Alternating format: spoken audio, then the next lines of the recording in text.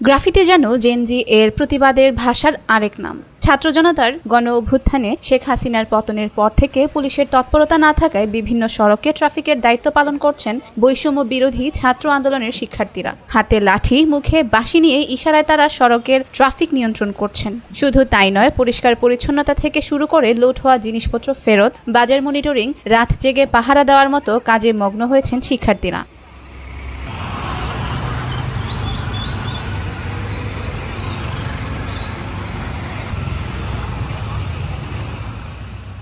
বৈষম্য বিরোধী ছাত্র আন্দোলনের চিত্র ও শিক্ষার্থীদের ত্যাগ স্মরণ করতেই সারা দেশের দেয়ালে দেয়ালে আঁকা হচ্ছে গ্রাফিতি, ক্যালিওগ্রাফি ও নানা চিত্রকর্ম।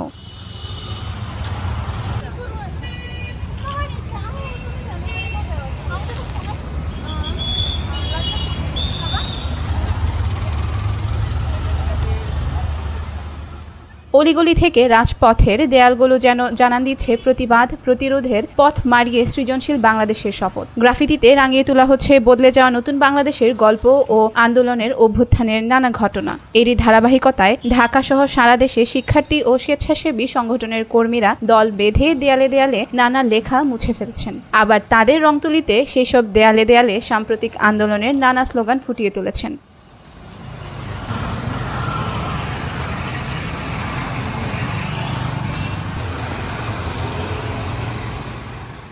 আঁকা হচ্ছে ছাত্র জনতার আন্দোলনকে উপজীব্য করে নানা চিত্রকর্ম। দেয়ালে দেয়ালে লেখা হচ্ছে ধর্ম যার যার, দেশ সবার, ধর্মীয় সম্প্রীতির বার্তা, ধর্মীয় প্রতীক চাঁদ, তারা ও ক্রস, মুগ্ধর পানি লাগবে পানি, বাংলাদেশের মানচিত্র, আবু সাইদের প্রতিকৃতি, এমন নানা লেখায় রঙিন হয়ে উঠছে দেয়াল। বিভিন্ন বয়সের ও বিভিন্ন স্কুল কলেজের শিক্ষার্থীরা স্বেচ্ছায় অংশ নিয়েছেন এই কাজে। ছাত্র আন্দোলনে জড়িতদের ত্যাগ মানুষের মাঝে স্মরণীয় রাখতেই এই উদ্যোগ।